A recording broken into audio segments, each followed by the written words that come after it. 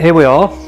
This is the Fine Art Gallery at the heart of the Shires, and we've got a large collection of my work here.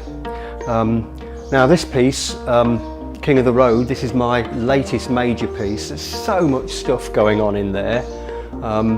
You need to come over and have a good look at that sometime and see all the stuff going on in there. And of course, if you don't already know, the urban animal stuff that I did comes from the canal networks of the UK. When I used to live on my narrowboat, I used to see ducks and geese wandering along the towpaths with the graffiti brick walls. And being a realist painter and a quirky contemporary animal painter, to combine both of those things was perfect, and it led on from there. And so, you know, why stop at ducks and geese? Do cows, do wild animals? Because I used to be an exotic wild animal painter, but I stopped doing it because I wasn't doing anything that was out of the ordinary enough. So I moved on to doing other things. I did landscapes. Most of the landscapes I did were British ones. That one there's an American scene.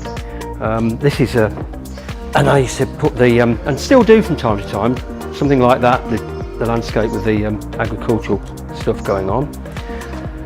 Right, now here we have Monty, and this again is the urban theme, only with this, the brick wall's gone, and we used something once to have a little talk about this painting, is the writing on the wall, because it almost looks like these letters are floating in space, and I didn't paint it with that in mind. It was just to indicate sort of a concrete wall that someone had sprayed graffiti onto, but it looks like the letters are floating there.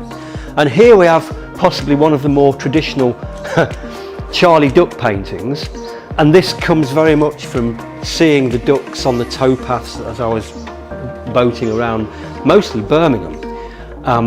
But the reason I called him Charlie is because he's a mallard drake, and I was thinking about, I know it's very corny, but I was thinking about the old comedian Charlie Drake.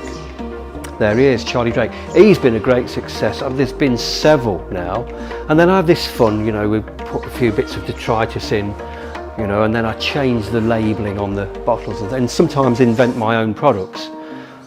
I'm going to move around the gallery a bit. We've got a choice of picture framing that you can get from the gallery. It's great, and it's just such a lovely country, you know, setting. We've even got outside a nest, and you can hear the birds twittering away now. But then, not just the urban stuff, but I did a series of mainly cattle, and we had this is what we call, this is Goldie. It's part of the classic series, when I was choosing just to put a plain background. So this has got a rich brown, and it goes with the piece. And there was also the Head in the Clouds series as well, which was more like, now that's an original painting up there, and that is Gordon. That's actually Prudent Gordon. And I was painting the picture of a cow, just to paint a picture of a cow. I had no title in my head, and then it sort of struck me that it reminded me a little bit of Gordon Brown.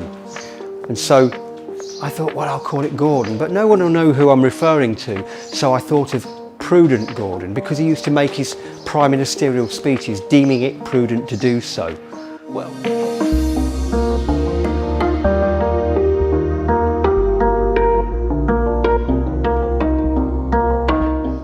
now, yeah, there's quite a traditional Paul James landscape.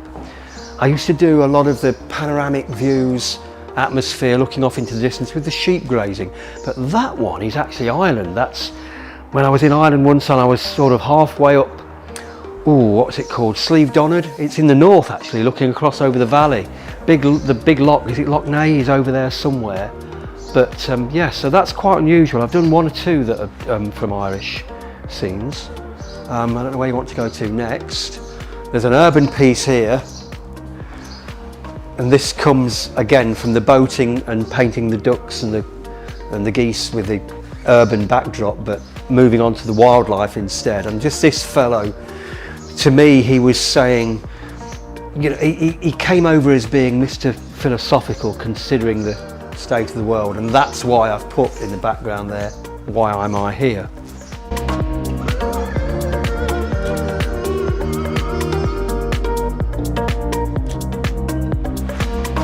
The barn owl is quite an old print that I did. And the original was somewhat larger than that. There was a lot of work in that. It goes back some years when I was painting not just exotic English wildlife, not just exotic foreign wildlife, but all English stuff as well. Very much into the English stuff because it was more true to me and true to what I was having experiences of. As opposed to this fella here. I don't know whether you can see okay with the table. Shall I go around this side? This fella here, zebra crossing, this is me having a bit of fun because I was fortunate enough to have a trip to Australia, and these guys, he's an Australian, I don't know the proper name of these things, but I found a whole load of these in Australia, and they're just the kind of big wacky bird that I like to paint, a goose or a duck, but this was taking it to another level. And I thought, well, how shall I paint him? And then we saw there was a little jazz bar, and in a little street just about big enough to drive one car down, and they'd scribbled stuff on the pavement. There was a little miniature zebra crossing, and then somebody had scribbled stuff on the pavement about, there's a band playing here tonight, whatever. But it was the zebra crossing that gave me the idea. I know what I'll do. I'll put the pelican on the zebra crossing because it's sort of reminiscent of the adverts we had some years ago now when they introduced the pelican crossing. So it's me having a bit of fun with words, really.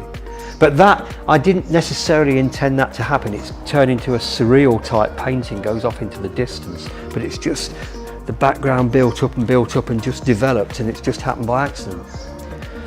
So what else have we got? This is, now I like this piece a lot, although it's quite unusual for me at the end of the day.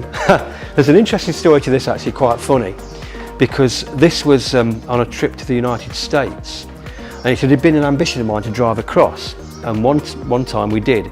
Actually, the first time we did, it was very exciting, but since then I've driven across the States several times, and after a while it gets very, like, you're on the interstate for hours. Is it a waste of a life? But I don't do it so much anymore.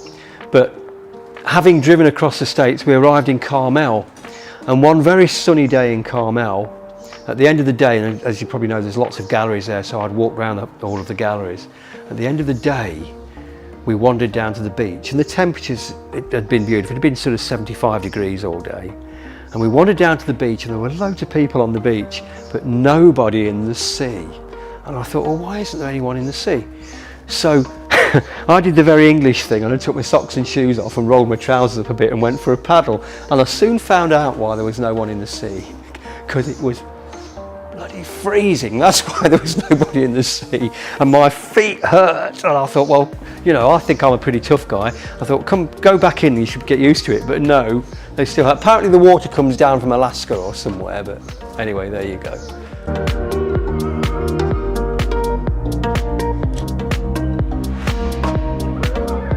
I was hanging out with a load of guys who were into Super Bowl, whatever that is, and so it was a beautiful afternoon, and they were watching the television, and I don't even know where we were. I can't remember the name of the guy. He'd got a big house, a big wooden log cabin there, and I'd got the afternoon to do what I wanted, wander around in the sunshine, and I found this lake, and I found a rowing boat, so I took myself out on the lake after a while, and then a friend of mine, I realised that, I'm not in England anymore. I said, wait a minute, before I go anywhere, is there snakes? Am I going to get some nasty disease? Apparently, chiggers or something, or poison ivy, or is a cougar going to come out and jump on me?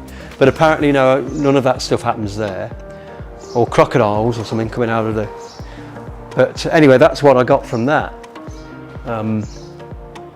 So what else can we talk about? Another small piece here.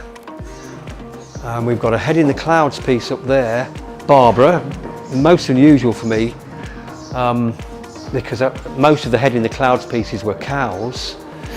Well, I'm trying to think, there was, there's Brittany over there as well. I'll get one of the, this is a very typical head in the clouds piece. This is Hillary. Don't really know why I called her Hillary, but there it is.